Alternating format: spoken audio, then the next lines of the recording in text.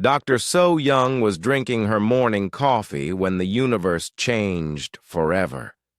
She sat in her chair at the Global Defense Observatory, watching the usual dots of light on her screens. The stars looked peaceful, just like they had for the past 20 years of her career. She never expected this quiet Tuesday morning to become the most important day in human history. The first sign came at exactly 6:47 a.m. A strange reading appeared on her quantum detection array. So, Young frowned at the numbers. They made no sense. The energy signature was massive, bigger than anything she had ever seen. She checked her equipment twice, thinking it might be broken. Then the readings got stronger. "What the hell?" So Young whispered. She had never seen anything like this before. The energy pattern was moving toward Earth's solar system at incredible speed. Whatever was coming, it was huge and it was fast. She grabbed her phone and called General Hyunwoo at the Unified Earth Command. The phone rang 3 times before he answered. "This better be important, So Young," Hyunwoo said. His voice sounded tired. "I just got to sleep 2 hours ago." "Sir, we have a problem," So Young said. Her hands were shaking. "A big problem. Something is coming toward Earth. Something I've never seen before." There was silence on the other end. Then Hyunwoo's voice became sharp and alert. "What kind of something?"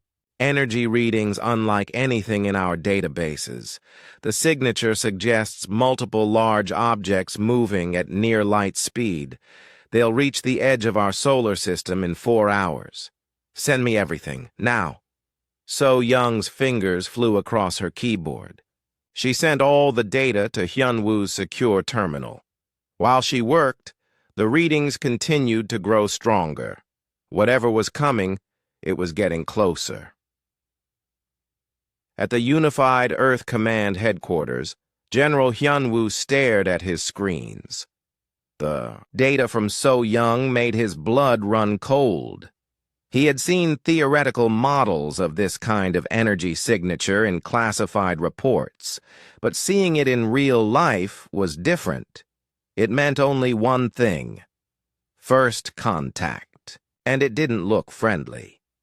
Hyunwoo activated the emergency protocols. Red lights began flashing throughout the command center. Alarms sounded in military bases across Earth. Within minutes, President Da-eun was on a secure video call from her office. "Tell me what we're dealing with," President Da-eun said. She looked calm, but Hyunwoo could see the worry in her eyes. "Madam President, we have multiple large objects approaching our solar system. Based on the energy signatures and movement patterns, they appear to be alien spacecraft. A lot of them." President Da-eun was quiet for a moment. Then she nodded. "How long do we have?" 4 hours until they reach the outer planets. Maybe 6 hours until they reach Earth. Contact Defense Minister Ki-tae immediately. Activate all defense protocols. And Hyunwoo? "Yes, ma'am." "Make sure Captain Jin Ho is ready. We've been preparing for this day for a long time." 3 hours later, the alien fleet dropped out of hyperspace near Neptune. So Young watched her, instruments in amazement, as 50,000 ships appeared on her screens. The fleet was enormous, stretching across millions of kilometers of space. On the lead ship of the alien fleet, Admiral Tae-min studied the small blue planet ahead. His purple skin gleamed under the bridge lights as he reviewed the intelligence. Reports. Earth was a primitive world with basic technology. The humans had simple chemical rockets and crude nuclear weapons. They would surrender quickly once they saw the power of the Corvani Empire. "Open a channel to the human world," Admiral Tae-min ordered. His voice was deep and commanding. Around him, his officers worked at their stations. They had conquered hundreds of worlds using the same tactics. Earth would be no different. Back on Earth, every government leader was now awake and waiting. President Da-un sat in the emergency command room with Defense Minister Kai-tai and General Hyun-woo. On the screens around them, they could see the massive alien fleet positioning itself throughout the solar system. "They're bigger than we expected," Kai-tai said quietly. "Size doesn't matter," Hyun-woo replied. "We've been ready for this for decades."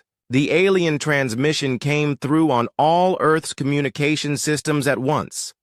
Every television, radio, and internet connection on the planet received the same message. Admiral Tae-min's face appeared on screens worldwide. "People of Earth," the alien admiral said. His translator made his voice sound mechanical and cold. "I am Admiral Tae-min of the Corvani Empire. Your world now belongs to us. You have one day to surrender completely. Lay down your weapons. Prepare your planet for occupation. Resistance is impossible. We have 50,000 warships. You have nothing that can stop us." The transmission ended. Across Earth, people stared at their screens in shock and fear. Many began to panic. Traffic jams formed as people tried to flee cities. Store shelves emptied as families bought supplies. The world seemed to be falling apart, but in the secure command centers, a different kind of preparation began. Captain Jin-ho received his orders through an encrypted channel. He sat in a room deep underground, surrounded by control panels that most humans had never seen. These systems had been built in secret over many years. Now it was time to use them. "Pandora Protocol is authorized," came the message from General Hyun-woo. "Prepare all systems for activation." Jin-ho's fingers moved across the controls. Around the world, similar facilities came online. They had been disguised as research stations, communication centers, and weather monitoring posts. Nobody knew their real purpose except for a few hundred people. Engineer Mina worked at another facility, hidden beneath what looked like a normal university. She checked the power readings on her quantum field generators. Everything was working perfectly. The aliens had no idea what they were flying into. "Phase 1, generators at full power," Mina reported through her headset. "Confirmed," came Jin-ho's reply. "All stations report ready." Meanwhile, Ambassador Sung-ho prepared his response to the alien ultimatum. His job was to buy time and make Earth look weak and desperate. He practiced his speech, making sure he sounded terrified and helpless. Colonel Ye-jin coordinated the hidden defense network from her command post. She watched as satellites that looked like simple communication devices moved into new positions. The aliens thought they were seeing primitive technology. They had no idea these satellites contained weapons that could bend reality itself. Dr. Boram made final calculations on her quantum displacement equations. The math was complex, but the result would be simple. Any ship caught in her field would simply stop existing, not destroyed, not damaged. Just gone, as if it had never been there at all. As night fell on Earth, the alien fleet moved closer. Admiral Tae-min was confident. His ships had destroyed the defenses of 1,000 worlds. Earth would fall just as easily. But deep beneath the planet's surface, humanity's real defenses were powering up. Systems that had taken 50 years to build were finally ready for their first test. The aliens thought Earth was helpless. They thought humans were primitive and weak. They were about to learn how wrong they were. The countdown to the most one-sided battle in galactic history had begun. In less than 24 hours, The Corvani Empire would learn that some prey fights back, and when humanity fought back, entire civilizations could simply vanish. The trap was set. Now they just had to wait for the aliens to fly into it. Ambassador Seung-ho stood in front of the cameras, looking terrified. His hand shook as he held the prepared statement. To anyone watching, he appeared to be a desperate man trying to save his world. But Seung-ho was actually one of Earth's best actors, and this was the performance of his lifetime. "Great Admiral Tae-min," Seung-ho began, his voice trembling. "We are just a simple people. We have no weapons that can fight your mighty fleet. Please, we beg you to show mercy. We will give you anything you want. Just don't hurt our families." The transmission went out to the alien fleet and to every news station on Earth. Within minutes, it was playing on screens across the planet. People saw their ambassador pleading for mercy, and many began to cry. They thought their world was doomed. But in the secret command centers, military leaders smiled. The plan was working perfectly. Admiral Tae-min watched the human ambassador's message on his ship's main screen. He laughed, showing his sharp alien teeth.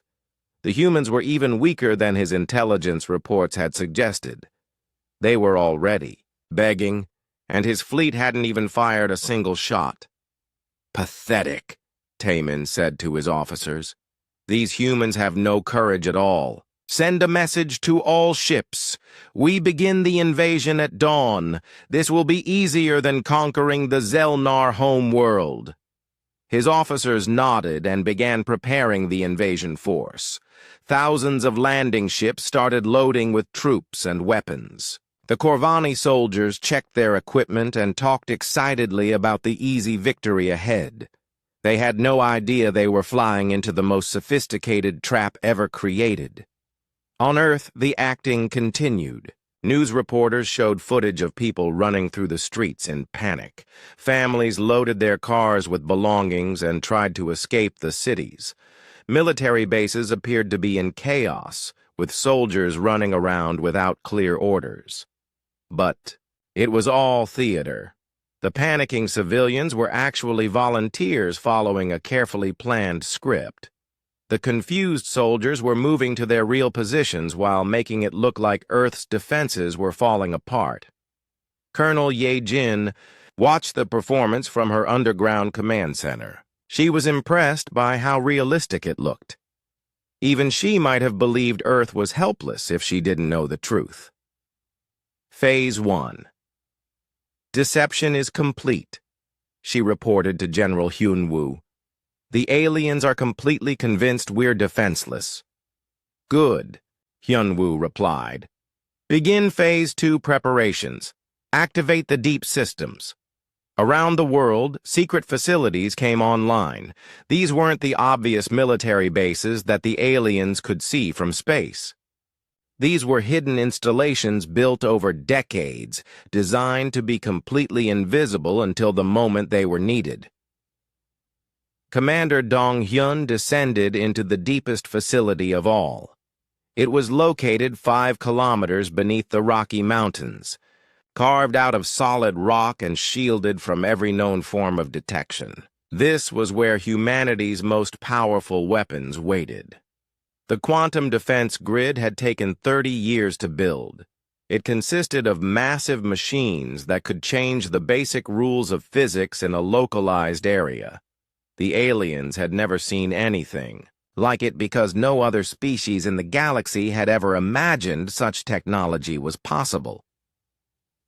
"Quantum defense grid coming online," Dong-hyun reported. The massive machines around him began to hum with power. Energy readings climbed steadily as the system prepared for activation. Dr. Bo Ram worked at her station, making final adjustments to the dimensional displacement protocol. This was her life's work, a weapon that didn't just destroy enemies but erased them from reality entirely. It was based on theories that most scientists thought were impossible. Displacement field generators at 60% power and climbing, Boram announced.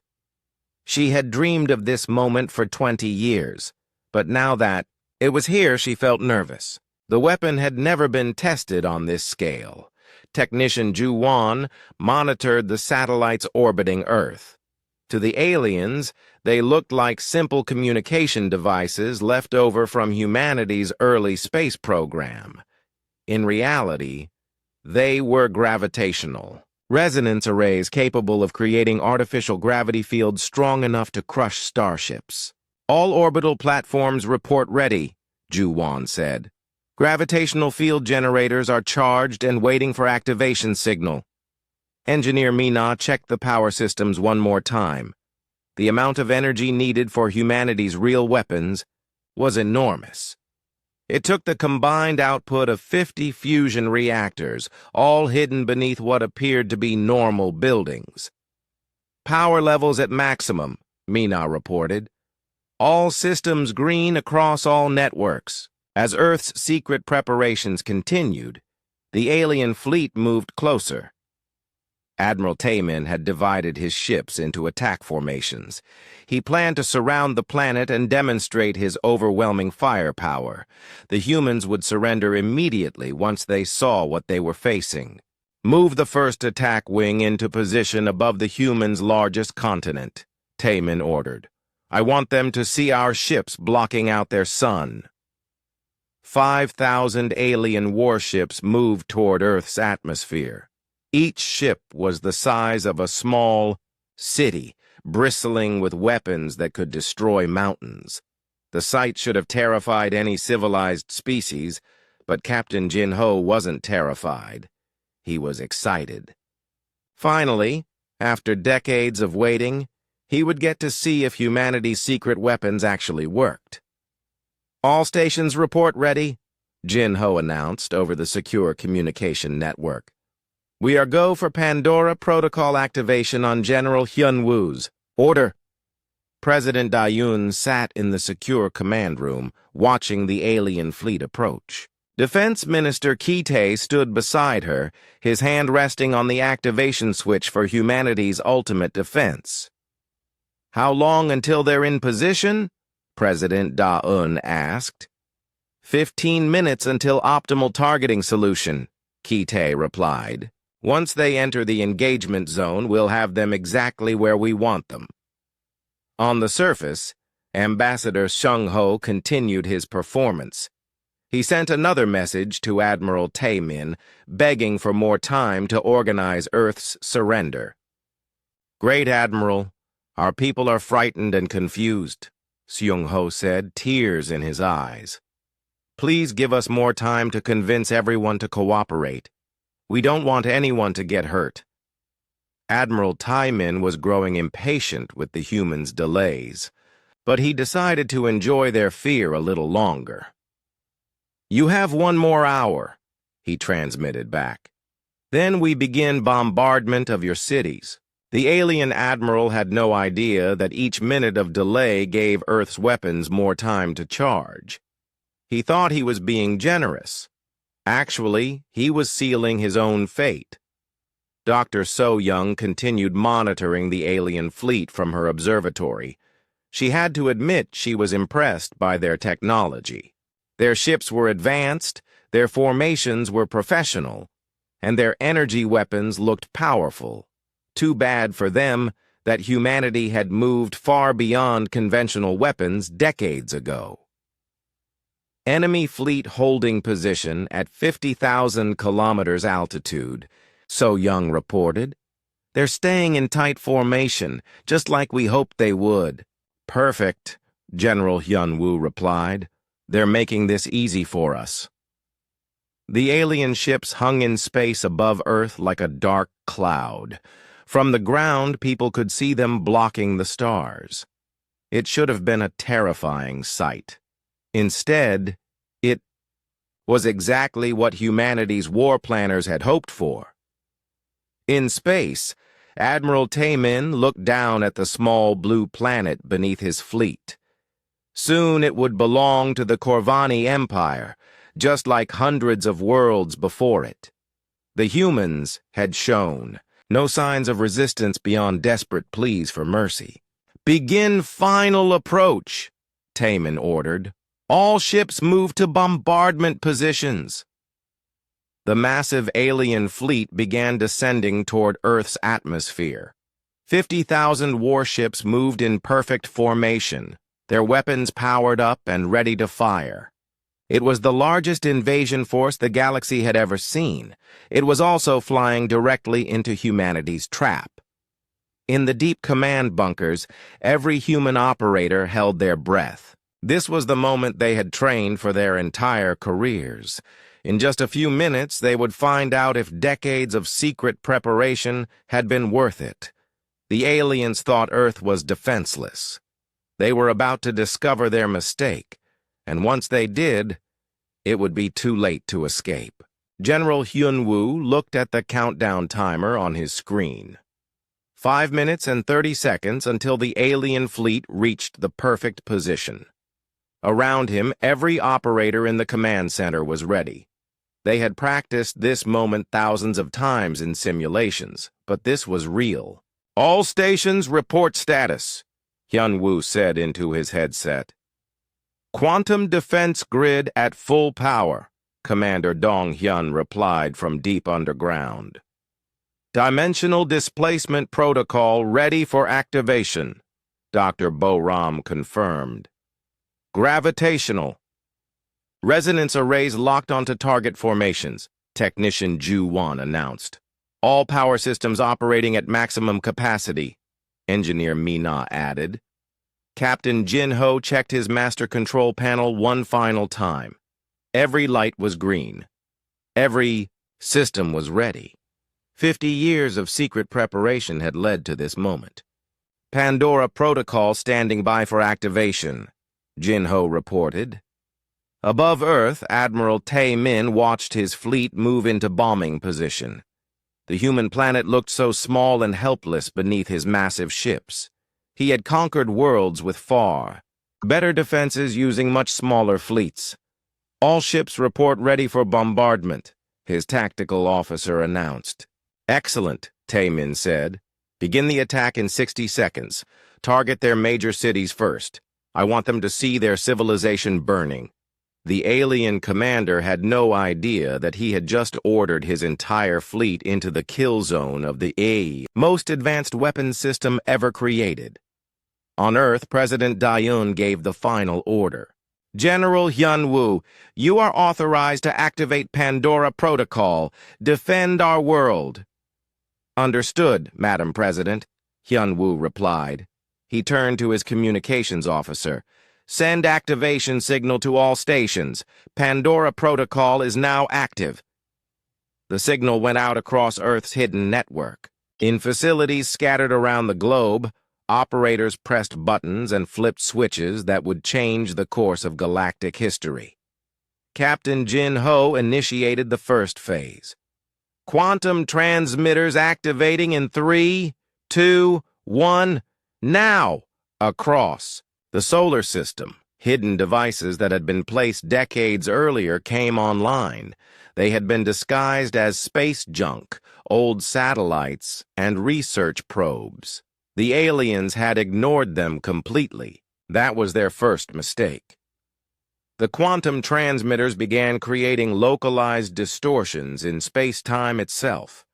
The effect was invisible to normal sensors, but devastating to anything caught inside the field. The fabric of reality started to twist and bend around the alien fleet. On the bridge of his flagship, Admiral Taemin suddenly felt dizzy. His navigation officer looked confused at his instruments. "Sir, we're getting strange readings," the officer reported. "Our position sensors are showing conflicting data." "What do you mean conflicting?" Taemin demanded. "According to our primary sensors, we're exactly where we should be. But our backup systems say we're in 17 different locations at the same time." Tae-min frowned. That was impossible. Run a diagnostic on all navigation systems. But before the diagnostic could complete, Phase 2 began. Dr. So-young monitored the gravitational resonance arrays from her observatory.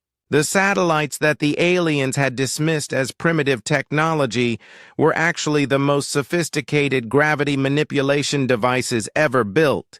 Gravitational field generators at full power, So-young announced. Beginning resonance cascade. The arrays created artificial gravity waves that spread through the alien fleet formation. The massive ships, designed to operate in normal space, suddenly found themselves caught in gravitational fields that changed direction every few seconds. Admiral Tae-min grabbed his command chair as his ship lurched violently to one side.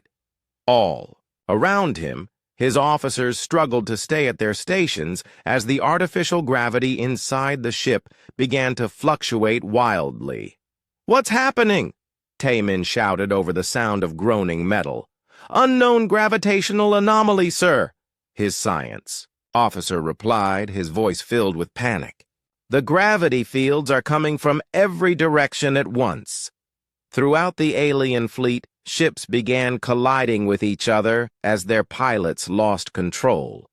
The perfect formation that Tae-min had been so proud of turned into chaos as vessels spun helplessly through space.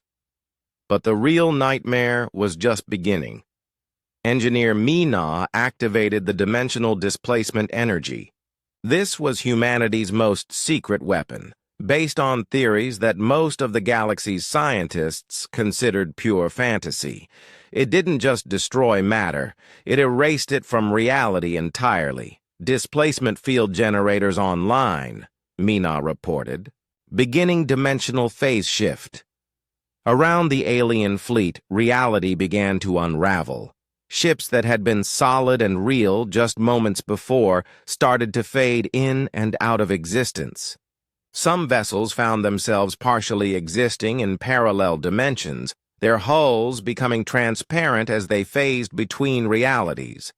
On Tae-min's flagship, crew members began screaming as they watched their hands become see-through.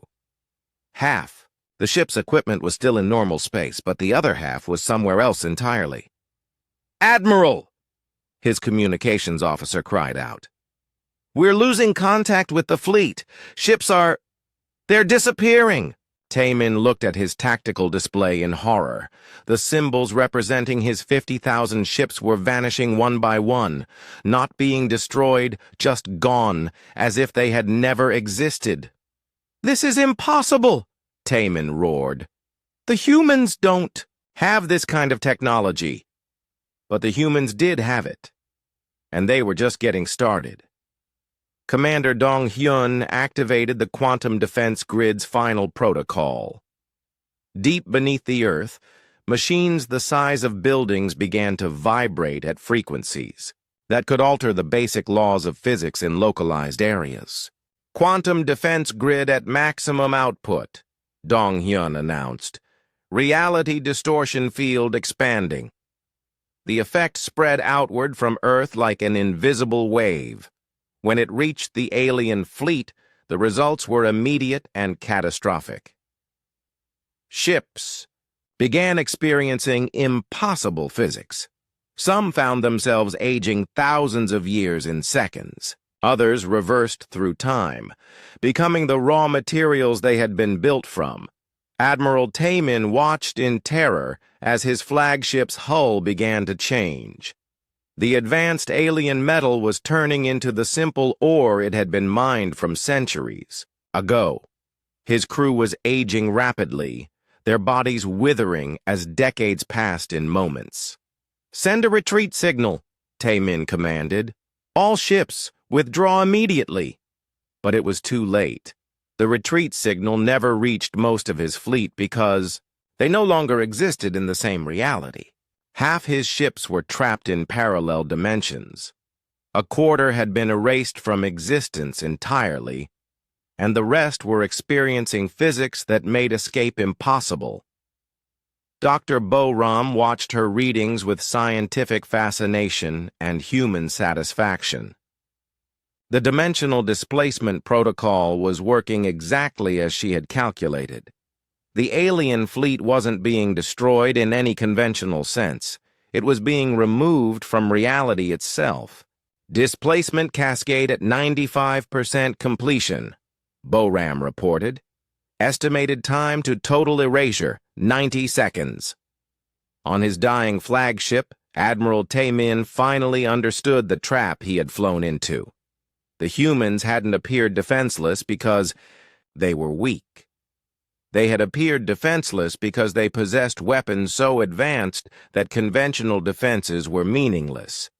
He tried to send a final message to warn other Corvani fleets, but his communications equipment was aging backwards. Through time, the metal turned to ore, the circuits became raw silicon, and the message was never sent. Technician Ju Wan monitored the final phase of the assault. Gravitational collapse beginning in target zone. All alien vessels caught in temporal distortion. Field. The massive alien ships were being crushed by their own gravity as time accelerated around them. What should have taken millions of years was happening in minutes. Stars were being born and dying in the space around Earth as reality itself bent to humanity's will.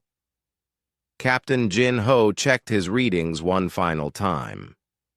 Pandora Protocol at 100% effectiveness. Enemy fleet elimination in 60 seconds. General Hyun Woo allowed himself a small smile. Time to completion? 47 seconds, sir. In the depths of space, Admiral Tamin had his final thought as his consciousness scattered across 17 dimensions. The humans had been hiding among the stars for decades, appearing primitive. While developing weapons that gods might envy, the Corvani Empire had made the greatest mistake in its history. They had assumed that appearing weak meant being weak. At exactly 4 minutes and 47 seconds after activation, the last traces of the alien fleet vanished from normal space-time. 50,000 ships and 2.3 million beings had been completely erased from existence. The most one-sided battle in galactic history was over, and humanity had won without firing a single conventional shot. The silence was complete. Where 50,000 alien warships had hung in space just minutes before, there was nothing. Not debris, not energy signatures, not even the faintest trace that they had ever existed at all. Captain Jin Ho stared at his instruments in amazement. Every reading showed empty space. The quantum scanners, the gravitational detectors, even the basic visual sensors, they all showed the same thing. Nothing. Confirm complete erasure, General Hyun-woo ordered over the communication system. Confirmed, sir, Jin Ho replied. All enemy contacts eliminated.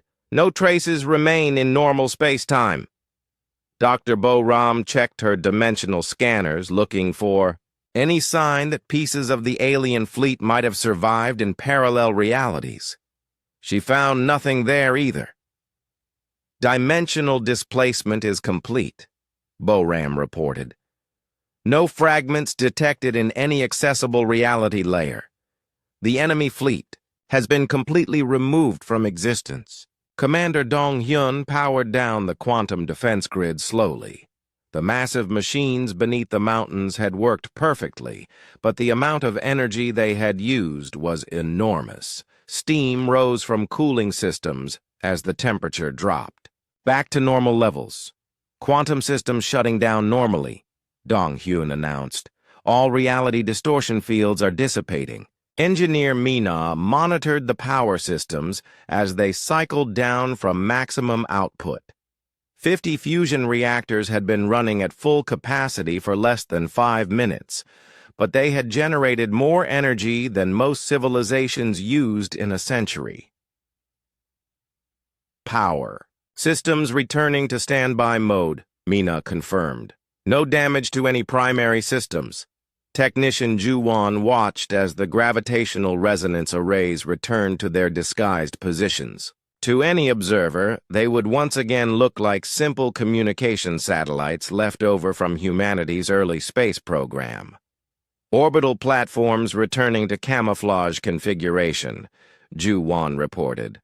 All systems show green across the board. Florence. The command center, President Daun, looked at the tactical display showing empty space where the alien fleet had been. She had known this moment would come eventually.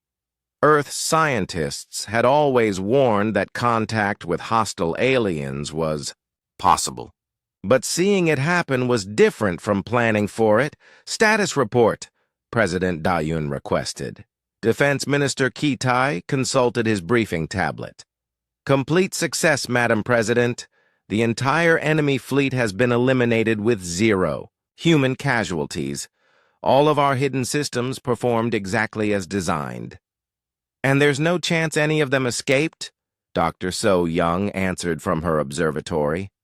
Negative, Madam President. Our sensors tracked every ship in their fleet. None reached escape velocity before the displacement field activated. President Da-un nodded slowly. Then it's time for Phase 2 of our plan. Ambassador Song-ho, are you ready? Ambassador Song-ho had been waiting for this moment. He stood in the same studio where he had pleaded for mercy just hours before, but now his expression was completely different. The fear was gone, replaced by calm confidence.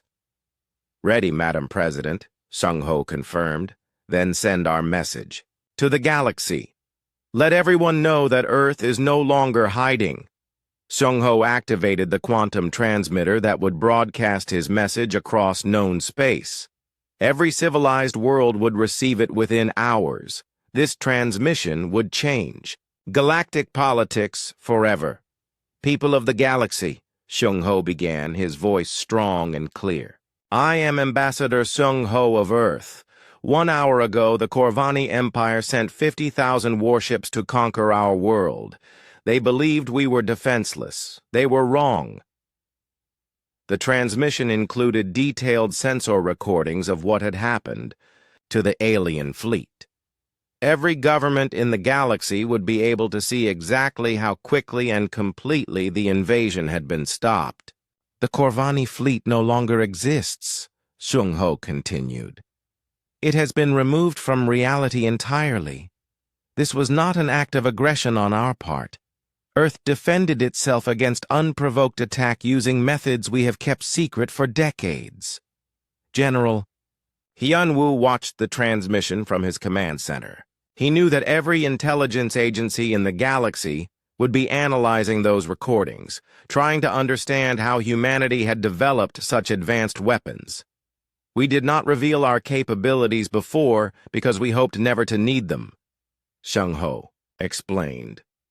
Earth prefers peace to war, but we will defend ourselves and our allies with whatever force is necessary.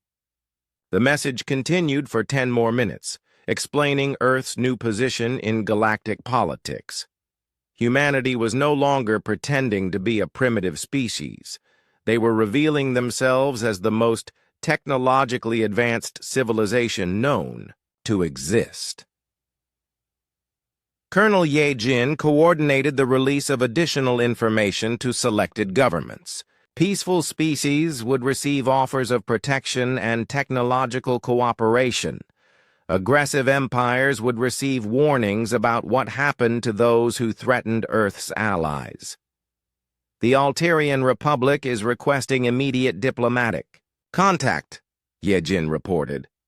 They're offering to share information about other potential threats in exchange for protection. Approved, President Da-un replied. What about the Zephyrian Confederation? They've canceled their planned invasion of the Kepler system. Their entire war fleet is returning to home space. President Da-un smiled grimly. Good. Fear can be useful when it prevents unnecessary wars. On distant worlds across the galaxy, alien leaders watched the recordings of Earth's demonstration with growing concern. The humans had hidden their true capabilities for decades, while other species fought each other with conventional weapons. The Vorthon Supremacy called an emergency session of their War Council. They had been planning to attack Earth's trading partners next month. Those plans were immediately canceled. The Christek hegemony began dismantling their slave camps. If Earth was protecting peaceful species, they didn't want to be seen as a threat. 3 separate pirate fleets operating near human space immediately changed course and fled to the galaxy's outer rim. Dr. Boram began preparing her technical report on the dimensional displacement protocol. The scientific community would demand explanations, and Earth was ready to share some of their knowledge with peaceful civilizations. The theoretical papers will be published in the Galactic Science Journal next month, Boram told President Da-Un. Nothing classified, but enough to show that our technology is based on solid science, not magic. And the practical applications? We'll share defensive technologies with species that sign non-aggression pacts. Offensive capabilities remain classified indefinitely. Commander Dong Hyun submitted his report on the quantum defense grid's performance. Every system had worked perfectly, but he recommended upgrades to handle even larger enemy fleets in the future. Do we expect larger threats? President Da-Un asked. Possibly, Dong Hyun replied. The Corvani Empire had allies. Some of them might seek revenge.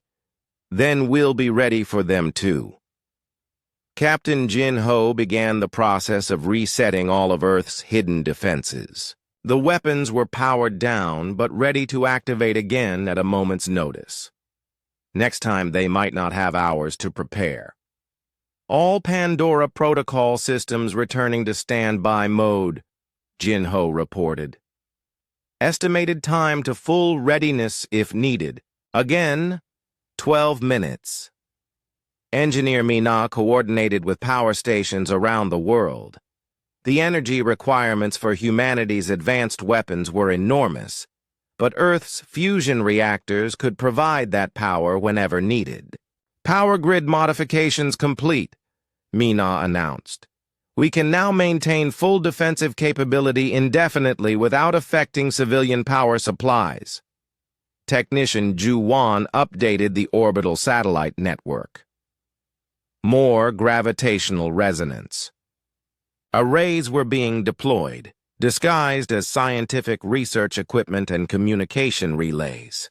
Orbital defense coverage increasing to 100% by next month, Ju Wan confirmed.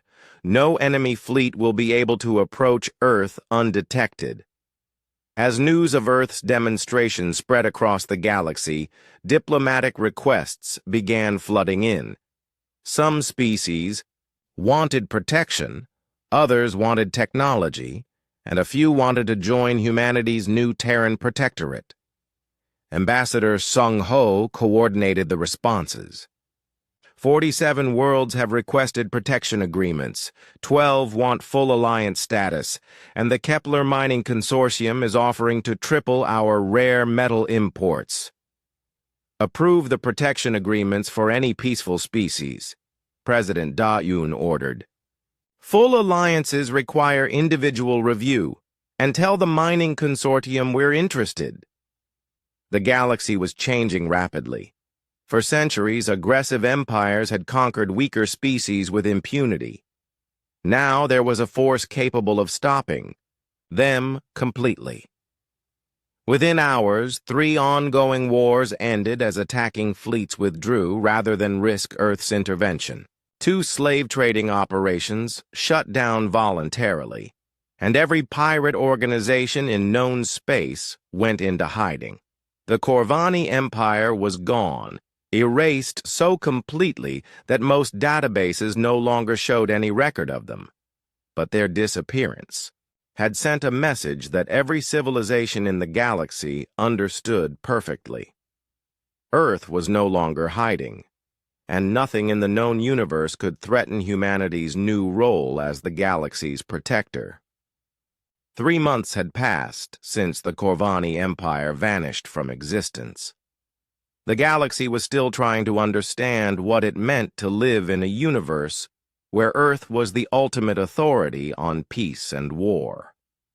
President Da-Yun sat in her office, reviewing reports from across known space. The changes had been faster and more dramatic than anyone had predicted. Fear of humanity's weapons was reshaping galactic civilization in ways that centuries of diplomacy had never achieved. The Antaran Collective has officially disbanded their military, Defense Minister Ki Tae reported during their morning briefing. They're converting all their warships into cargo vessels and medical ships. That's the 15th Empire to demilitarize. This month, Da-Un noted. What about the others? The Nexus Coalition is requesting permission to keep a small defense force for police work. The Stellar Confederacy wants to maintain border patrols, but has agreed to weapons inspections. Da-Un nodded. This was exactly what they had hoped for. Instead of trying to match Earth's technology, most civilizations were choosing to abandon military aggression entirely. General Hyun Woo entered the briefing room with additional reports. Intelligence confirms that 17 different species have ceased all weapons research. They're focusing their resources on medical technology, environmental restoration, and civilian infrastructure instead. And the aggressive ones? Da-Yun asked. 3 empires are still trying to develop weapons that could threaten us, Hyun-Woo replied. The Valdris hegemony, the Korath dynasty, and the Crimson Fleet pirates. Our agents are monitoring all of their research facilities. Colonel Ye-Jin joined the discussion via secure video link. She was currently aboard the orbital platform that served as headquarters for Earth's new protectorate operations. The Kepler system situation has been resolved, Ye-Jin reported. The Zephyrian invasion fleet turned around the moment they detected our monitoring satellites in the area. No shots fired? Da-Un asked. None needed. They received our standard warning message and decided that conquering Kepler wasn't worth risking complete erasure. This had become the new pattern across the galaxy. Earth didn't need to fight wars anymore. The mere threat of intervention was enough to stop most conflicts before they began. Dr. So Young provided the scientific update from her expanded observatory. Earth's sensor network now covered most of inhabited space, watching for signs of aggression or illegal weapons development. We detected 3 separate attempts to reverse engineer our technology this week, So Young reported. The Alterian Republic tried to analyze quantum displacement fields. The Vorthan Supremacy attempted to recreate gravitational resonance. The Helix Corporation was experimenting with reality distortion. Results? President Da-Un inquired. The Alterians created a small spatial anomaly that collapsed harmlessly after 30 seconds. The Vorthans generated a gravity field that pulled their research station into their planet's atmosphere. The Helix experiment opened a portal to what appears to be a dimension filled entirely with angry energy beings. Defense Minister Ki Tae looked concerned. Are any of these experiments dangerous? Not to us, So Young replied. Our technology is based on principles they don't understand. Their attempts to copy it usually result in spectacular failures that discourage further research. Meanwhile, Captain Jin Ho supervised the expansion of Earth's defensive network. Hidden facilities were being built on dozens of worlds, all disguised as civilian infrastructure. If humanity ever needed to defend multiple star systems simultaneously, they would be ready. New installations are operational on Kepler Prime, New Geneva, and Sanctuary Station, Jin Ho reported. Each facility can deploy full Pandora protocol, Coverage within 5 minutes of activation. The sanctuary stations were particularly important to Earth's new strategy. These were space platforms built to protect refugee populations from species whose homeworlds had been destroyed by aggressive empires. Engineer Mina coordinated the construction of these facilities from her design center on Earth. Each station was a marvel of engineering, capable of supporting millions of beings while being completely self-sufficient. Sanctuary Station 7 is now online, Mina announced. It's currently housing 2.3 million refugees from the former Corvani territories. Former territories?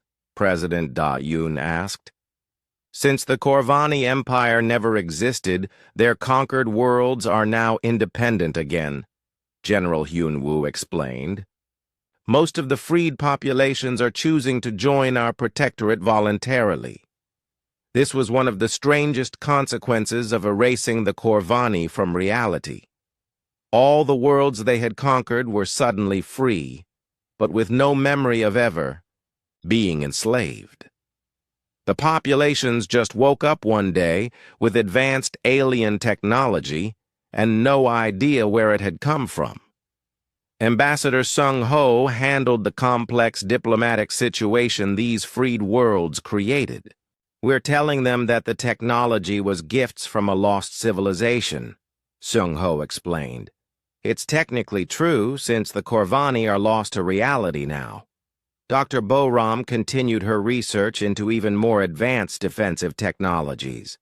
The current weapons were sufficient for any known threat, but she believed in being prepared for unknowns. The new temporal isolation protocol is ready for testing, Boram reported. It can remove entire star systems from the normal flow of time. Any attacking fleet would be frozen in a single moment while the system's inhabitants live normal lives. Is that necessary? President Da-Yun asked. Probably not, Boram admitted. But I prefer having weapons we don't need rather than needing weapons we don't have. Commander Dong-hyun focused on improving the response time of Earth's systems. Currently, full defensive activation took 12 minutes. He wanted to reduce that to under 5.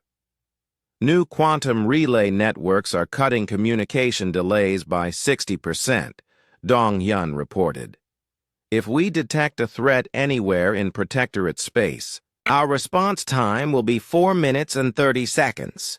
Technician Ju-won monitored the galaxy's communication networks for any mentions of Earth or humanity's demonstrated capabilities. The intelligence gathered this way helped predict which species might cause future problems. Intercepted communications suggest the Valdris hegemony is planning something for next month, Ju-won reported. They're moving ships to the border of Protectorate space and broadcasting coded messages about testing human resolve. President Da-Yun sighed. Some species apparently needed more direct demonstrations of Earth's power before they would accept the new galactic order. Recommendations? She asked her advisors. Preemptive show of force, General Hyun-woo suggested. Deploy a demonstration fleet to their border. Let them see our technology up close. I have a better idea, Colonel Ye-jin said from her orbital platform. The Valdris have been studying the recordings of what happened to the Corvani. They think they can predict our capabilities based on that single engagement. And, President Da-un prompted, we show them something new. Something they haven't seen before? Dr. Boram's eyes lit up. The stellar manipulation array is ready for field testing. President Da-Yun raised an eyebrow. Which one is that? It can move stars, Boram explained casually. We built it as a defensive measure against enemies who might try to attack us with stellar engineering. But it works both ways. The room fell silent as everyone considered the implications. Moving stars was the kind of power that gods were supposed to have, not mortals with advanced technology. You're suggesting we demonstrate stellar manipulation to convince the Valdris not to attack us? President Da-Un asked. It would be very convincing, Boram replied. Hard to argue with people who can rearrange solar systems. Engineer Mina checked her calculations. We could move their system's outer planets into new orbits. Nothing harmful, just noticeable enough to make our point. Or we could give them a second sun, Technician Juwan suggested. There's a brown dwarf star only, 2 light years from their home system.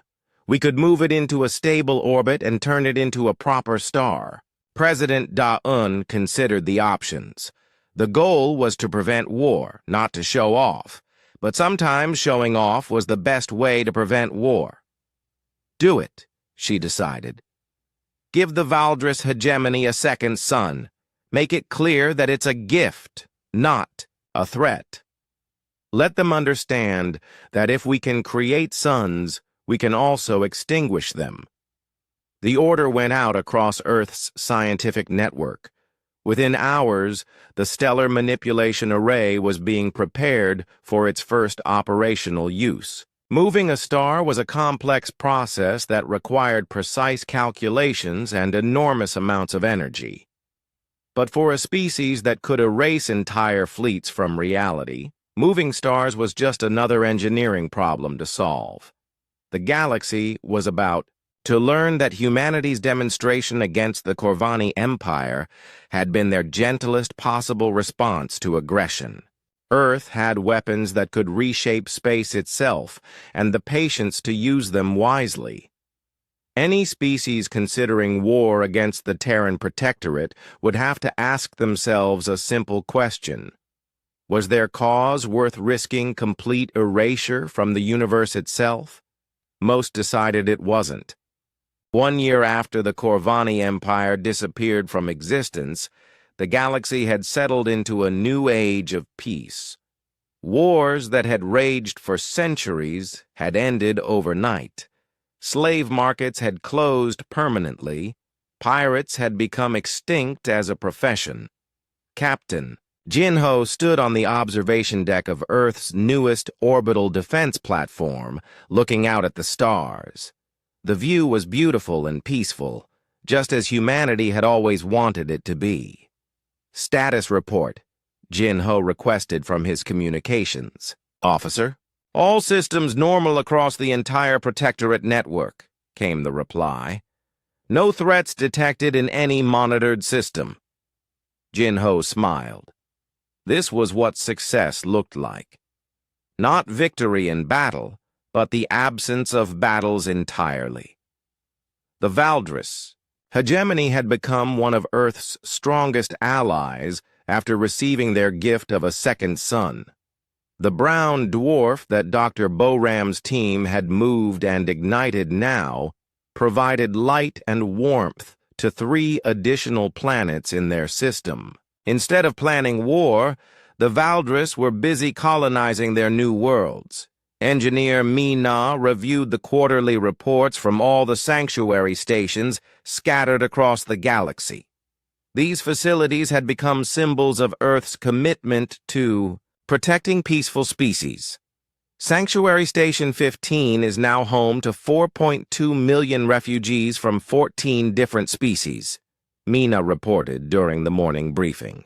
Medical facilities report 0 cases of preventable disease. Educational programs have trained over 100,000 individuals in advanced technology. President Da-Un was pleased with these numbers. The sanctuary stations were more than refugee camps. They were becoming centers of learning and cultural exchange. What about integration with local populations? Da-Un asked. Extremely positive, Ambassador Seung-ho replied. Most refugees are choosing to stay in Protectorate space even after their home worlds are rebuilt. They prefer living under Earth's ED protection. This was one of the unexpected benefits of humanity's demonstration of power. Species that had lived in fear of conquest for generations were finally able to focus on building peaceful civilizations. Commander Dong Hyun reported on the latest improvements to Earth's defensive systems. Response time is now down to 3 minutes and 40 seconds for any threat detection. New quantum resonance fields can cover entire galactic sectors. Do we still need that level of capability? President Da-eun asked. Better to have it and not need it, Dong Hyun replied.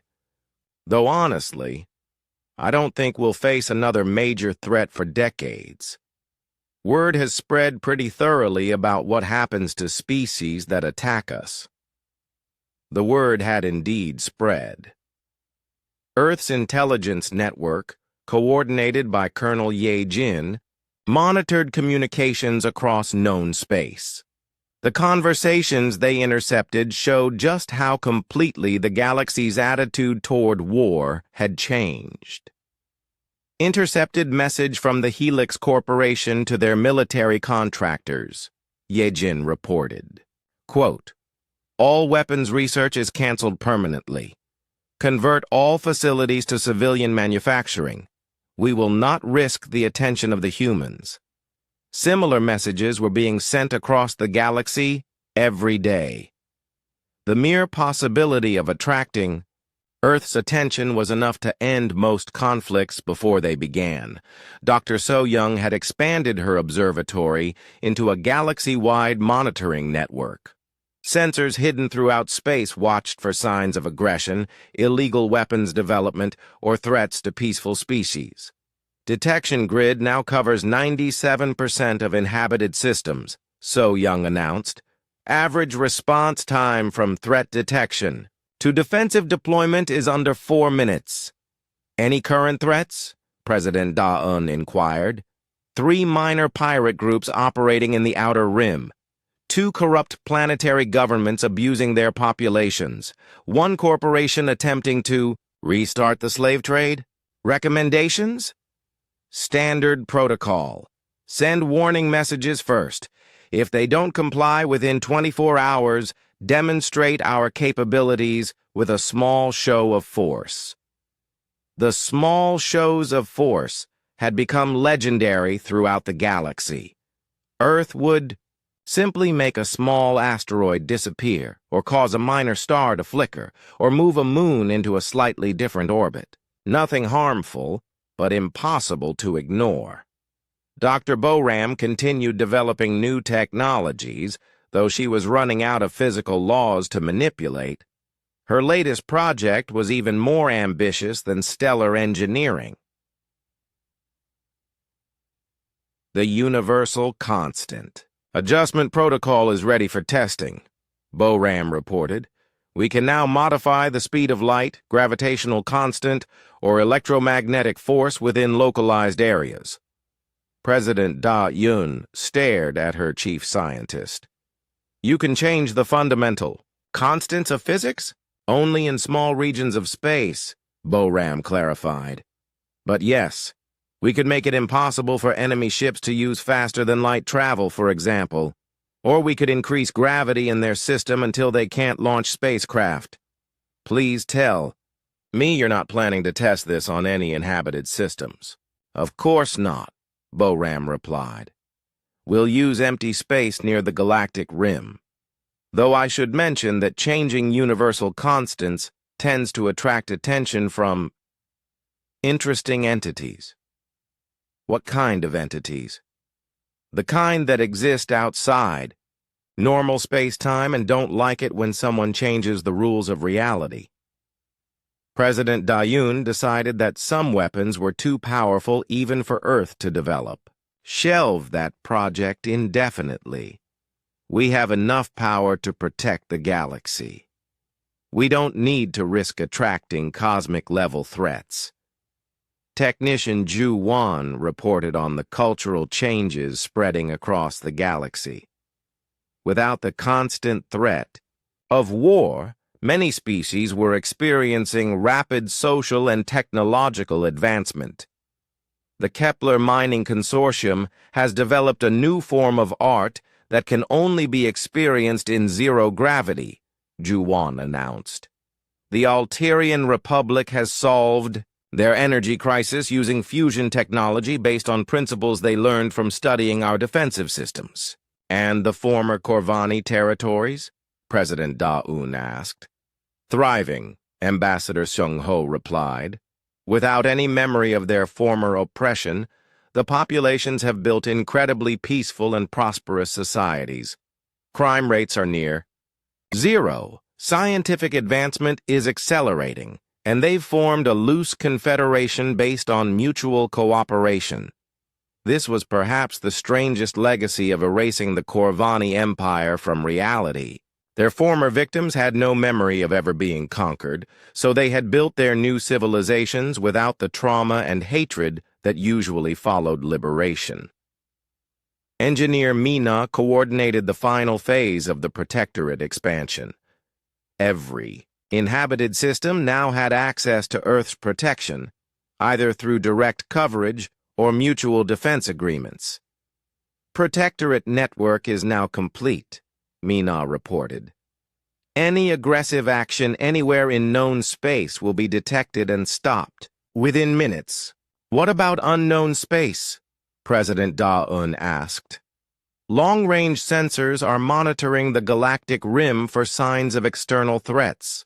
If hostile aliens from outside our galaxy ever appear, we'll be ready for them too. Captain Jin Ho reviewed the final statistics on galactic crime and warfare. The numbers were almost unbelievable compared to historical records. Armed conflicts in the past year. 0, Jin Ho reported. Piracy incidents, down 99.7% from previous decade. Slavery, eliminated entirely. Weapons smuggling, reduced to negligible levels. Civilian casualties from war, President Da-Un asked. 0. Refugees displaced by conflict? 0 new refugees. We're still caring for those displaced by historical conflicts, but no new ones have been created. President Da-Un leaned back in her chair. They had achieved something that most people thought was impossible, a galaxy without war. There is one small problem, General Hyun-woo mentioned. What's that? Earth's military is getting bored. We have the most advanced weapons in the universe, and no one to use them against. President Da-Un laughed. That's the best possible problem to have. Colonel Ye-jin offered a solution from her orbital command post. We could redirect military personnel into exploration and scientific research. There are thousands of unexplored systems beyond the galactic rim. Approved, President Da-Un agreed. Let's turn our warriors into explorers. Maybe we'll find new civilizations that need protection, or discover scientific wonders that benefit everyone. Dr. So-young added her support for the exploration initiative. Long-range sensors have detected artificial signals from the Andromeda galaxy. There might be entire civilizations out there that don't know peaceful coexistence is possible. Then we'll show them, President Da-Un decided. Earth's mission doesn't end with our own galaxy. Peace is a universal value. As the meeting concluded, everyone understood that they had reached a historic milestone. The galaxy was finally at peace, protected by weapons so advanced that war itself had become obsolete. The Corvani Empire's attack on Earth had been intended as the first step in galactic conquest. Instead, it had become the last act of large-scale warfare in known history. Future generations would look back on this moment as the beginning of the true space age, not defined by conflict and conquest, but by exploration, cooperation, and the shared pursuit of knowledge. Earth had saved the galaxy by being strong enough that no one dared to fight. And now that peace was secured, humanity could focus on its true mission, helping every species in the universe reach their full potential. The stars were no longer battlefields. They were destinations, waiting to be explored by civilizations that had finally learned to work together instead of fighting each other.